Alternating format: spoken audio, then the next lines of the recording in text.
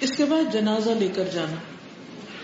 جنازہ کو تیار کرنے سے لے کر جنازہ کو دفن کے لیے لے جانے تک کے تمام مراحل میں غیر ضروری تاخیر نہیں کرنی چاہیے. جنازے کے ساتھ جانا اور جنازہ اٹھانے میں مدد دینا مسلمان کا مسلمان پر حق ہے. جنازے کے ساتھ جانے والے خاموش رہیں. بات چیت کرنا، دعا یا کلمہ شہادت کی صدا لگانا اور قرآن کی تلاوت بلند آواز سے کرتے ہوئے جانا سنت سے ثابت نہیں. یعنی جنازہ بہت احترام کے ساتھ، کاملی خاموشی کے ساتھ باوقار انداز میں لے جانا چاہیے. اسی طرح جنازے کے ساتھ روتے پیٹتے ہوئے جانا بھی جنازے کے احترام کے خلاف ہے. عورتوں کا جنازے کے ساتھ جانا مکروہ ہے. چراغ یا مشلوں کی صورت میں کسی بھی قسم کی آگ جنازے کے ساتھ لے جانا منع ہے. البتہ کسی مجبوری سے رات کو دفن کرنا پڑے تو تدفین کے وقت آسانی کے لیے روشنی کا عارضی انتظام کر سکتے ہیں، لالٹین وغیرہ لے جا سکتے ہیں. جنازے کے ساتھ پھل، مٹھائیاں، خشک میوے وغیرہ لے جانا سنت سے ثابت نہیں. پیدل کو جنازہ کے ساتھ آگے پیچھے دائیں بائیں چلنا جائز ہے، یعنی جنازے کے آگے بھی چل سکتے ہیں، پیچھے بھی، دائیں بھی بائیں بھی. سوار کو جنازے کے پیچھے چلنا چاہیے، یعنی سواریاں جنازے سے آگے نہ نکلیں. جب کسی کا جنازہ آتے دیکھے تو کھڑے ہو جانا چاہیے، پھر اگر ساتھ چلنے کا ارادہ نہ ہو تو اس کے کچھ آگے نکل جانے تک کھڑے رہنا چاہیے. یعنی اگر ساتھ جنازے کے نہیں جانا چاہتے تب بھی تھوڑی دیر احتراماً کھڑے ہو جائیں. تابع فرمان مسلمان کے جنازے کی تعریف کرنا جائز اور اس کے حق میں فائدہ مند ہے. قبرستان پہنچ کر جب تک جنازہ زمین پر نہ رکھا جائے اس وقت تک بیٹھنا منع ہے، کھڑے رہیں سب. جنازوں کو فوت شدہ بزرگوں کی قبروں کے گرد طواف کروانا غیر اسلامی ہے. بعض اوقات پہلے بزرگ یا نیک بزرگ ہوتے ہیں تو ان کے پاس پہلے جنازے لے جائے جاتے ہیں اور پھر دفنایا جاتا ہے، تو ایسا کرنا شریعت کے خلاف ہے. نماز جنازہ کا طریقہ. نماز جنازہ اللہ سبحانہ و تعالیٰ کے حضور میت کی مغفرت کے لیے زندوں کی طرف سے دعا اور سفارش ہے. نماز جنازہ کے لیے حاضری جتنی زیادہ ہو میت کے حق میں اتنا ہی اچھا ہے. مندرجہ ذیل اوقات میں نماز پڑھنے اور میت دفن کرنے سے منع کیا گیا ہے. جب سورج طلوع ہو رہا، جب عین دوپہر ہو جب تک کہ وہ ڈھل نہ جائے، جب سورج غروب ہو رہا ہو حتیٰ کہ وہ پوری طرح غروب نہ ہو جائے. نماز جنازہ میں شریک ہونا باعث اجر و ثواب ہے. مسجد سے ملحق عیدگاہ وغیرہ میں نماز جنازہ پڑھانا جائز ہے. اگر بارش یا کوئی اور مجبوری ہو تو مسجد کے اندر بھی پڑھا سکتے ہیں. غائبانہ نماز جنازہ بھی پڑھی جا سکتی. نماز جنازہ کے لیے بھی باوضو اور قبلہ رخ ہونا شرط ہے، یعنی نماز جنازہ بھی عام نمازوں کی طرح قبلے کی طرف منہ کر کے پڑھی جائے گی. اس نماز میں صفوں کی تعداد طاق رکھی جائے گی، البتہ لوگ تھوڑے ہوں تو 1 یا 2 صفیں بھی کافی ہیں، یعنی 1 3 5 7 اس طرح ہو تو بہتر ہے. امام کو مرد میت کے سر کے مقابل اور عورت کے وسط کے مقابل کھڑا ہونا چاہیے. مرد اور عورت دونوں کا نماز جنازہ ایک ہی وقت پہ ہو تو مرد کی میت امام کی طرف اور عورت کی میت اس کی اگلی طرف قبلے کی جانب رکھی جائے گی. نماز جنازہ کے لیے نہ اذان ہے نہ ہی اقامت. اس نماز میں 4 تکبیروں کے صرف قیام ہے، نہ رکوع ہے اور نہ سجدہ. نماز جنازہ سری طور پر آہستہ سے پڑھانا اور جہری آواز سے پڑھانا، یعنی بلند آواز سے پڑھانا، دونوں طرح سنت سے ثابت ہے. یعنی چپکے چپکے بھی پڑھایا جا سکتا ہے اور اونچی آواز میں بول کر بھی پڑھایا جا سکتا ہے. نماز جنازہ سری طور پر پڑھنا مستحب ہے، البتہ تکبیرات قدرے بلند آواز سے کہی جائیں تاکہ پچھلی صفوں والے بھی سن لیں. نماز جنازہ میں پہلی تکبیر کے بعد یعنی اللہ اکبر کر کے سورۃ فاتحہ اور دوسری تکبیر کے بعد درود شریف، تیسری تکبیر کے بعد مغفرت کی دعا اور چوتھی تکبیر کے بعد آہستہ سے سلام پھیرا جاتا ہے. عام دنوں میں تو ہم خواتین یہاں جنازہ نہیں پڑھتی، لیکن جب آپ عمرے یا حج پہ جاتے ہیں تو وہاں مسجد حرام میں جنازے ہو رہے ہوتے ہیں، تو اس وقت اگر آپ بھی بیچ میں شریک ہو جائیں تو کوئی ممانعت نہیں ہے، اس کی اجازت ہے، کیونکہ آپ جنازہ پڑھنے کے لیے نہیں گئے تھے، آلریڈی وہاں موجود تھے. اور کسی کے لیے جب آپ بخشش کی دعا کریں گے تو معلوم نہیں آپ کے لیے کون کون آ کر دعا کرے. ہر تکبیر پر ہاتھ اٹھانا، رفع یدین کرنا، یہ صرف پہلی تکبیر کے وقت ہاتھ اٹھانا، دونوں طریقے درست ہیں. 2 سلام کہہ کر اس نماز کو ختم کرنا یا ایک ہی سلام پر ختم کرنا، دونوں طریقے سنت سے ثابت ہیں. بہت سی میتیں ہوں تو ایک ہی نماز جنازہ پڑھنا درست ہے، اور ہر جنازے پر علیحدہ نماز پڑھنا بھی جائز ہے، یعنی دونوں طرح ہو سکتا ہے. کفار، مشرکین اور منافقین کی وفات کے بعد ان کے لیے رحمت و مغفرت کی دعا کرنے کی مسلمانوں کو اجازت نہیں، اس لیے ان کی نماز جنازہ پڑھنا منع ہے. دوسری نمازوں کی طرح اس نماز میں بھی آپس میں باتیں نہیں کرنی چاہیے. غافل دل کے ساتھ نماز جنازہ میں شرکت کرنے کی بجائے میت کے لیے دردمندانہ اور مخلصانہ جذبات کے ساتھ دعا کریں. اب میت کی مغفرت کے لیے مسنون دعائیں ہیں. نماز جنازہ میں تیسری تکبیر کے بعد میت کی مغفرت کے لیے انتہائی خلوص اور تہ دل سے درج ذیل مسنون دعائیں مانگی جائیں. یہ اپنے لڑکوں کو خاص طور پر یاد کروا دیں تاکہ وہ جب جنازہ پڑھیں تو اس میں دعا بھی پڑھیں. اور یہ دعائیں جنازے کے علاوہ ویسے بھی میت کے لیے پڑھی جا سکتی، جیسے خواتین گھر پہ پڑھ لیں. اللہم اغفر لحینا ومیتنا وصغیرنا وکبیرنا وذکرنا وانثانا وشاہدنا وغائبنا اللہم من احییتہ منا فاحیہ علی الایمان ومن توفیتہ منا فتوفہ علی الاسلام اللہم لا تحرمنا اجرہ ولا تذلنا بعدہ. اے اللہ ہمارے زندوں اور ہمارے مردوں کو بخش دے، اور ہمارے چھوٹوں کو اور ہمارے بڑوں کو، اور ہمارے مردوں کو اور ہماری عورتوں کو، ہمارے حاضر اور ہمارے غائب لوگوں کو بھی بخش دے. اے اللہ ہم میں سے جسے تو زندہ رکھے تو اسے ایمان پر زندہ رکھ، اور جسے تو موت دے اسے اسلام پر موت دے. اے اللہ ہمیں اس کے اجر سے محروم نہ رکھ، اور اس کے بعد ہمیں گمراہ بھی نہ کرنا. اللہم اغفر لہ وارحمہ واعف عنہ واکرم نزلہ ووسع مدخلہ واغسلہ بالماء والثلج والبرد ونقہ من الخطایا کما نقیت الثوب الابیض من الدنس وابدلہ دارا خیرا من دارہ واہلا خیرا من اہلہ وزوجا خیرا من زوجہ وادخلہ الجنۃ واعذہ من عذاب القبر ومن عذاب النار. اے اللہ اس میت کی بخشش فرما اور اس پر رحم فرما، اور اس سے درگزر کر اور اسے معاف کر دے، اور اس کی اچھی مہمانی کر اور اس کے داخلے کی جگہ کشادہ کر دے، اور اسے پانی برف اور اولوں سے دھو ڈال، اور اسے خطاؤں سے اس طرح صاف کر دے جیسے تو سفید کپڑا میل کچیل سے صاف کر دیتا ہے، اور اسے اس کے گھر سے بہتر گھر اور اس کے گھر والوں سے بہتر گھر والے اور اس کے زوج سے بہتر زوج عطا فرما، اور اسے جنت میں داخل فرما، اور اسے عذاب قبر اور آگ کے عذاب سے بچا لے. کتنی خوبصورت دعا ہے یہ. اللہم عبدک وابن امتک احتاج الى رحمتک وانت غنی عن عذابہ ان کان محسنا فزد فی احسانہ وان کان مسیئا فتجاوز عنہ. اے اللہ تیرا بندہ اور تیری بندی کا بیٹا تیری رحمت کا محتاج ہے، اور تو اس کے عذاب سے بے پرواہ ہے. اگر یہ نیک تھا تو اس کی نیکیوں میں اضافہ فرما، اور اگر برا تھا تو اسے معاف کر دے. ایک اور دعا ہے اللہم ان فلان ابن فلان فی ذمتک وحبل جوارک فقہ من فتنة القبر وعذاب النار وانت اہل الوفاء والحق اللہم فاغفر لہ وارحمہ انک انت الغفور الرحیم. اس دعا میں فلان بن فلان کی جگہ میت اور اس کے والد کا نام لیا جائے گا، جیسے عبداللہ بن عزیز. اے اللہ بے شک فلان بن فلان تیرے ذمے اور تیری پناہ میں ہے، بس اسے قبر کی آزمائش اور آگ کے عذاب سے بچا، اور تو وفا اور حق کا اہل ہے. اے اللہ بس اسے بخش دے اور اس پر رحم کر، یقیناً تو بہت ہی بخشنے والا بے حد مہربان ہے. وضاحت: عورت میت کے لیے دعاؤں میں ہو کی جگہ ہا پڑھا جائے گا، اور اگر ویسے بھی پڑھ لیں اور نیت میں میت عورت ہے تو کوئی حرج نہیں. خواتین چونکہ نماز جنازہ میں شریک نہیں ہو سکتی، اس لیے ان کے لیے میت کے گھر میں فارغ بیٹھنے اور دنیا کی باتیں کرنے سے بہتر ہے کہ یہی مسنون دعائیں پڑھتی رہیں اور اجر و ثواب حاصل کریں. تدفین: سیدنا ابو ہریرہ بیان کرتے ہیں کہ رسول اللہ صلی اللہ علیہ وسلم نے فرمایا: من شہد الجنازۃ حتی یصلی فلہ قیرات ومن شہد حتی تدفن کان لہ قیراتان قیل وما القیراتان قال مثل الجبلین العظیمین. جو شخص جنازے میں نماز ہونے تک شامل رہے اس کو 1 قیرات کے برابر ثواب ملے گا، اور جو دفن ہونے تک رہے اس کو 2 قیرات کے برابر ثواب ملے گا.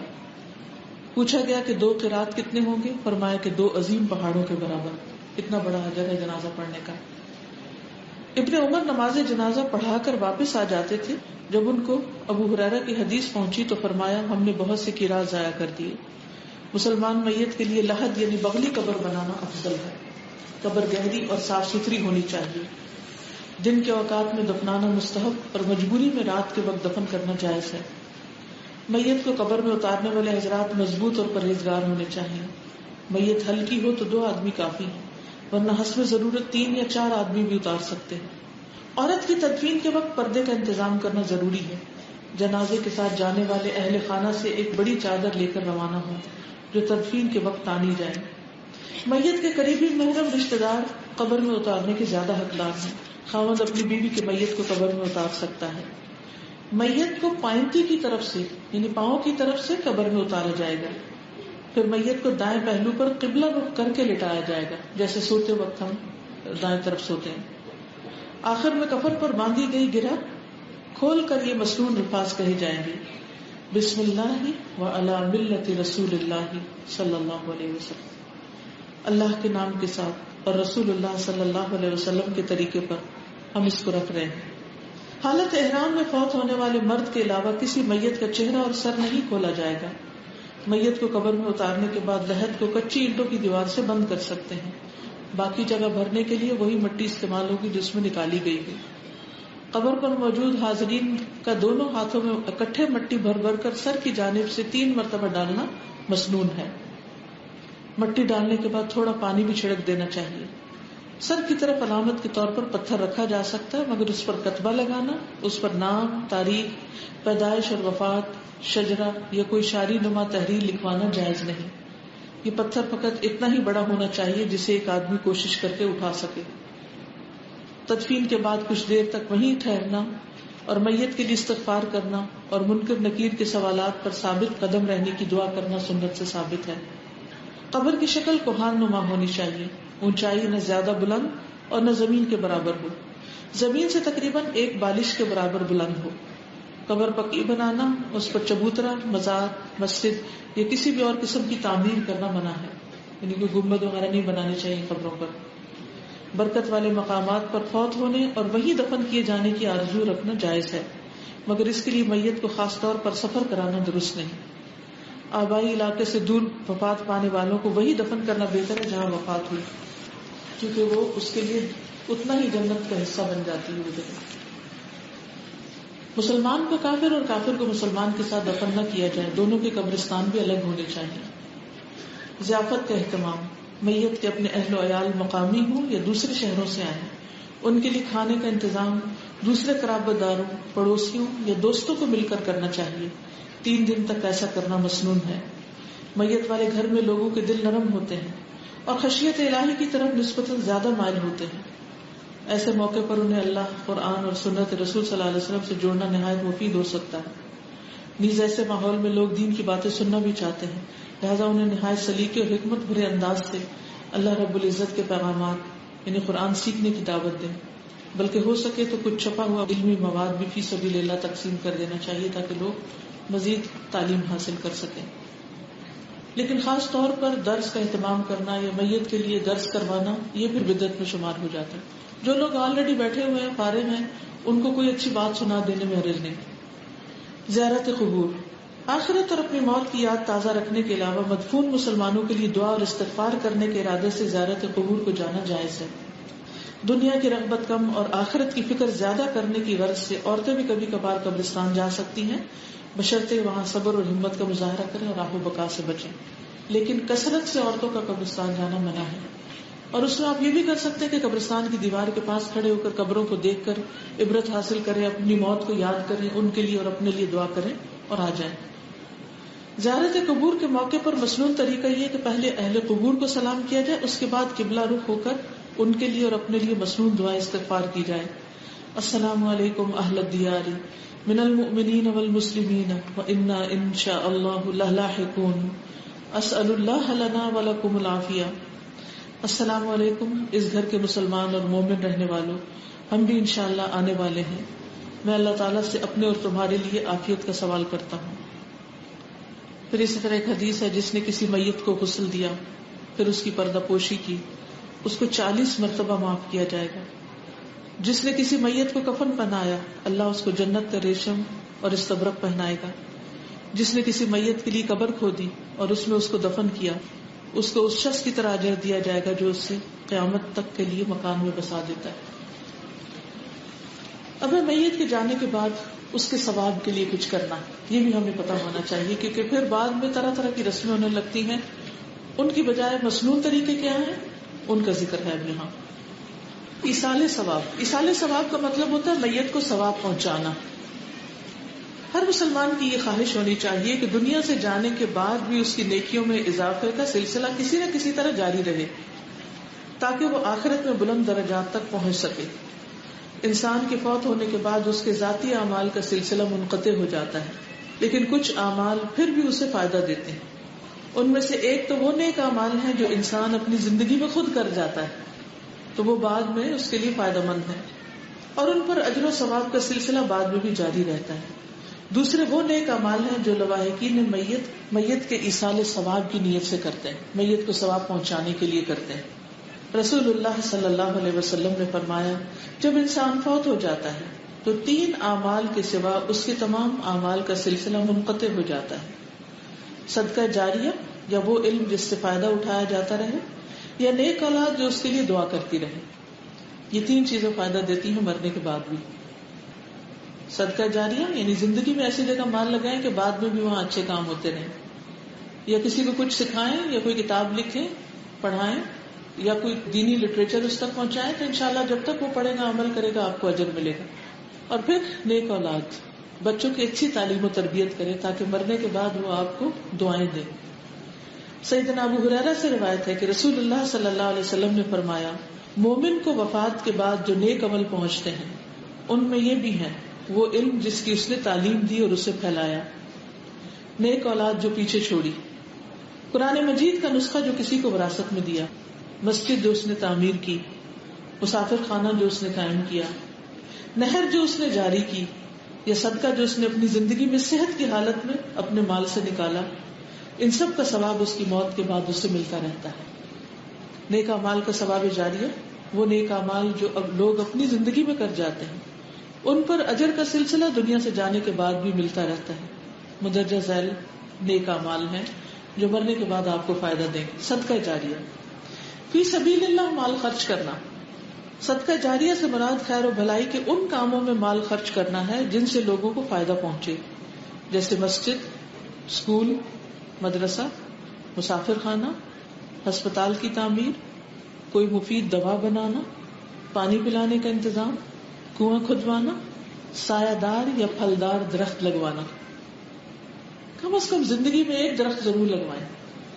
وہ درخت جب تک قائم رہے گا، اور آپ کو نہیں پتا، ہو سکتا ہے وہ درخت 50 60 100 سال بعد قائم رہے، تو جب تک وہ قائم رہے گا وہ جو آکسیجن دیتا رہے گا یا سایہ دیتا رہے گا، اگر پھلدار درخت پھل دے گا تو وہ سارا آپ کے ثواب میں لکھا جائے گا. رسول اللہ صلی اللہ علیہ وسلم نے فرمایا، بہترین صدقات میں سے اللہ کی راہ میں کسی خیمے کا سایہ مہیا کرنا، یا اللہ کے راستے میں کوئی خادم ہبہ کرنا، یا اللہ کی راہ میں کسی نر جانور پر کسی کو سوار کرنا، یعنی سواری دینا، کسی کی ٹرانسپورٹ کا انتظام کرنا، کوئی نیکی کے کام کے لیے نکلا ہے اس کو اپنی گاڑی دینا، یا پیٹرول کا انتظام کرنا، یا کرائے کا انتظام کرنا. نمبر 2، مسجد تعمیر کرنا. رسول اللہ صلی اللہ علیہ وسلم نے فرمایا، جس نے اللہ کے لیے قطعات پرندے کے گھونسلے جتنی یا اس سے بھی چھوٹی مسجد بنائی تو اللہ تعالیٰ اس کے لیے جنت میں گھر تیار کرے. اور یہ گھونسلے بالکل چھوٹا سا ہوتا ہے، یہ چھوٹی سے چھوٹی مسجد جس میں 2-3 لوگ نماز پڑھ لیں، چھپر کی، جھگی کی، اور اگر اللہ توفیق دے تو بڑی سے بڑی، تو نیت ضرور کر لیں. یا کہیں تعمیر ہو رہی ہے تو اس میں حصہ ڈال لیں. رسول اللہ صلی اللہ علیہ وسلم نے فرمایا، جو شخص اللہ کے لیے کوئی مسجد بنائے گا تو اللہ تعالیٰ اس کے لیے اسی طرح کا جنت میں گھر بنا دے گا. تو مسجد خوبصورت بھی بنوانی چاہیے. پانی کا انتظام کرنا. رسول اللہ صلی اللہ علیہ وسلم نے فرمایا، جس نے کوئی کنواں کھدوایا پھر جو بھی پیاسا جاندار اس میں سے پانی پیے گا، خواہ وہ جن ہو، انسان ہو یا کوئی پرندہ ہو، تو قیامت تک اللہ تعالیٰ اس شخص کو اجر دیتا رہے گا.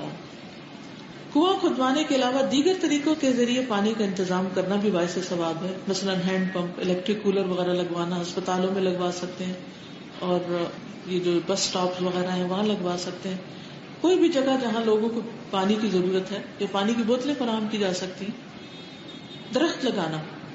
رسول اللہ صلی اللہ علیہ وسلم نے فرمایا، جس مسلمان نے کوئی درخت لگایا تو جو اس درخت سے کچھ کھا گیا وہ اس کے لیے صدقہ ہے، جو اس میں سے چوری ہو گیا وہ بھی اس کے لیے صدقہ ہے، یعنی کوئی بھی لے جائے اس میں سے. جو درندوں نے کھا لیا وہ بھی اس کے لیے صدقہ ہے، جو پرندوں نے کھا لیا وہ بھی اس کے لیے صدقہ ہے. جو بھی اس میں کمی کرے گا مگر وہ اس کے لیے صدقہ ہوگا. انسان ہو، جن، چرند، پرند، کچھ بھی، وہ ثواب ہی ثواب ہے. مسافروں کی ضروریات کا خیال رکھنا. سیدنا عمرو بن حارث کہتے ہیں رسول اللہ صلی اللہ علیہ وسلم نے نہ دینار چھوڑے، نہ درہم، نہ غلام، نہ باندی، سوائے اپنے سفید خچر کے جس پر آپ سوار ہوا کرتے تھے، اور آپ کے ہتھیار اور کچھ زمین جو آپ نے اپنی زندگی میں مسافروں کے لیے وقف کر رکھی. یعنی نبی صلی اللہ علیہ وسلم نے خود ایک زمین مسافروں کے لیے وقف ہے. اور مسلمانوں کی تاریخ میں مسافر خانے، تاریخی عمارتیں ہیں، کئی جگہ پر ان کے آثار ملتے ہیں. اب چونکہ ایسا دور آ گیا کہ ہر جگہ ایسے ریسٹورینٹس وغیرہ بن گئے ہیں کہ جہاں مسافر رک کر کچھ کھانے پینے کا انتظام کر لیتے ہیں. پہلے زمانے میں لوگ مسافروں کے لیے یہ انتظام فری کیا کرتے تھے. نبی کریم صلی اللہ علیہ وسلم نے فرمایا یہ مال سبز اور شیریں ہے اور مسلمان کا بہترین ساتھی ہے، جبکہ اس سے مسکین، یتیم اور مسافر کو دیا جائے. یعنی مال آپ کے حق میں اس وقت بہتر ہے جب آپ اس کو دوسروں پر بھی خرچ کریں، خصوصاً ضرورت مندوں پر، مسکین، یتیم اور مسافر. نفع بخش علم، قرآن و حدیث کی تعلیم دینا، امر بالمعروف اور نہی عن المنکر کرنا، دین کی نشر و اشاعت کے دیگر کام جیسے مستند دینی کتب لکھنا، درس و تدریس پر مشتمل کیسٹ سیریز وغیرہ کی تیاری، لیکچرز کی تیاری، مفید سائنسی ایجادات وغیرہ. رسول اللہ صلی اللہ علیہ وسلم نے فرمایا جو ہدایت کی طرف بلائے اس کے لیے اس کے برابر اجر ہے جو اس کی پیروی کرے، ان میں سے کسی کے اجر میں کچھ کمی نہ کی جائے گی. رسول اللہ صلی اللہ علیہ وسلم نے فرمایا بے شک اللہ، اس کے فرشتے، آسمانوں اور زمین کی ہر چیز، یہاں تک کہ اپنے بلوں میں موجود چیونٹیاں اور مچھلیاں لوگوں کو خیر کی تعلیم دینے والے کے لیے دعا کرتے. یعنی اللہ تعالیٰ اس کی تعریف فرماتے ہیں ملائے اعلیٰ میں، اس کے لیے رحمت اس پر بھیجتے ہیں. اللہ کا دعا کرنا ہی ہوتا ہے. دعا ایک عبادت ہے، اللہ تعالیٰ عبادت نہیں کرتے، اس لیے یہاں دعا کا معنی یہ نہیں ہے جو ہم انسان کرتے ہیں. یعنی اللہ تعالیٰ کی رحمت آتی ہے اس شخص پر. تو آپ دوسروں کے لیے خیر و بلائی کا کام کریں، کیونکہ آپ دیکھیے کہ جب خیر کی تعلیم عام ہوتی ہے تو لوگوں کو اچھے برے کا فرق پتہ چلتا ہے، حلال حرام ناجائز جائز کا پتہ چلتا ہے، لوگوں کی زندگیاں سنورتی ہیں، لوگوں کی پریشانیاں ختم ہوتی ہیں، ان کے دکھ درد دور ہوتے ہیں، وہ ایک کوالٹی لائف گزارتے ہیں.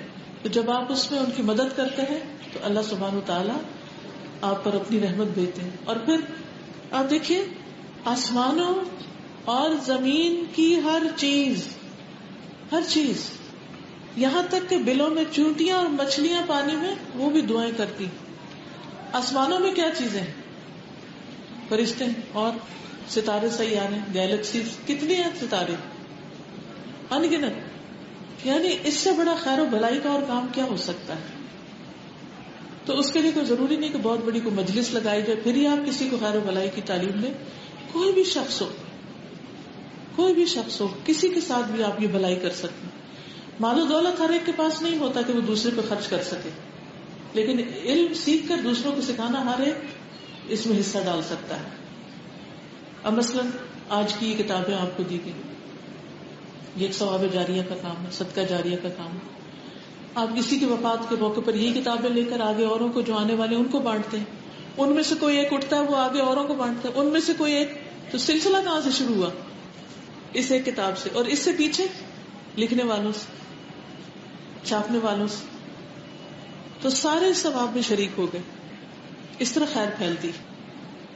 نیک اولاد کی صحیح تربیت کرنے والا قیامت تک اس کی کمائی وصول کرتا رہے گا. رسول اللہ صلی اللہ علیہ وسلم نے فرمایا بے شک سب سے پاکیزہ چیز جسے انسان کھاتا ہے وہ اس کے ہاتھوں کی کمائی ہے، اور اس کی اولاد بھی اس کی کمائی میں سے ہے. رسول اللہ صلی اللہ علیہ وسلم نے فرمایا بلا شبہ اللہ تعالیٰ جنت میں نیک آدمی کا درجہ بلند فرماتا ہے. تو وہ عرض کرتا ہے اے میرے رب یہ درجہ مجھے کیسے حاصل ہوا؟ تو اللہ تعالیٰ فرماتا ہے تیری اولاد کی تیرے لیے دعائے مغفرت کی وجہ سے. نہیں، تیرے بچے تیرے لیے دعا کرتے ہیں اس لیے تمہارے درجات بلند ہو رہے ہیں. لواحقین کی طرف سے ایصال ثواب. لواحقین کی طرف سے میت کے ایصال ثواب کے لیے کیے جانے والے کام دو طرح کے ہیں. نمبر 1 وہ کام جو مرنے والے کے ذمہ فرض تھے مگر بیماری یا کسی اور مشکل کی وجہ سے وہ انہیں نہ کر سکا، ایسے کام مندرجہ ذیل ہیں. میت کے چھوٹے ہوئے روزے رکھنا.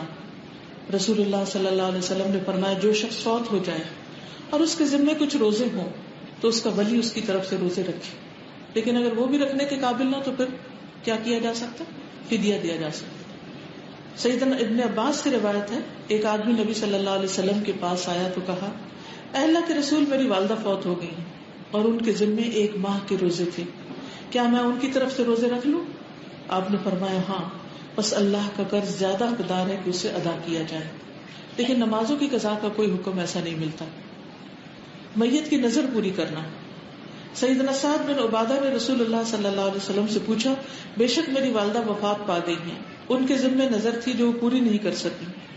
تو رسول اللہ صلی اللہ علیہ وسلم نے فرمایا تم ان کی طرف سے نظر پوری کر دو، یعنی ایک دوسرے کو منت مانی ہوئی ہے تو وہ پوری کرنی چاہیے. میت کی طرف سے حج کرنا. سیدنا ابن عباس سے روایت ہے کہ ایک عورت نبی صلی اللہ علیہ وسلم کی خدمت میں حاضر ہوئی اور عرض کیا، میری ماں نے حج کرنے کی نظر مانی تھی لیکن حج کرنے سے پہلے فوت ہو گئی، کیا میں ان کی طرف سے حج ادا کر دوں؟ آپ صلی اللہ علیہ وسلم نے فرمایا ہاں، اس کی طرف سے حج ادا کر دو، اور فرمایا کہ تمہارا کیا خیال ہے، اگر تمہاری والدہ پر قرض ہوتا تو کیا تم ادا کرتی؟ اس نے کہا ہاں. تو آپ نے فرمایا اللہ کا قرض ادا کرو، کیونکہ اللہ زیادہ حقدار ہے کہ اس کا قرض ادا کیا جائے. سیدنا بریدہ بیان کرتے ہیں کہ ایک دفعہ میں رسول اللہ صلی اللہ علیہ وسلم کے پاس بیٹھا ہوا تھا کہ آپ کے پاس ایک عورت آئی اور اس نے کہا میں نے اپنی والدہ پر ایک لونڈی صدقہ کی تھی لیکن وہ فوت ہو گئی ہیں. آپ صلی اللہ علیہ وسلم نے فرمایا تجھے ضرور اجر ملے گا، اور وہ لونڈی اس نے تجھ پر میراث کی صورت میں لوٹا دی ہے. پھر اس نے کہا اے اللہ کے رسول صلی اللہ علیہ وسلم، میری والدہ کے ذمے 1 ماہ کے روزے تھے، کیا میں ان کی طرف سے روزے رکھوں؟ آپ نے فرمایا تو ان کی طرف سے روزے رکھ لے. پھر اس نے کہا انہوں نے کبھی حج نہیں کیا تھا، کیا میں ان کی طرف سے حج کر لوں؟ آپ نے فرمایا تو ان کی طرف سے حج کر لے. لیکن نماز کا کوئی ایسا ذکر نہیں. میت کا قرض اتارنا. سیدنا سلمہ بن اکوع سے روایت ہے ہم نبی صلی اللہ علیہ وسلم کے پاس بیٹھے ہوئے تھے. ایک دن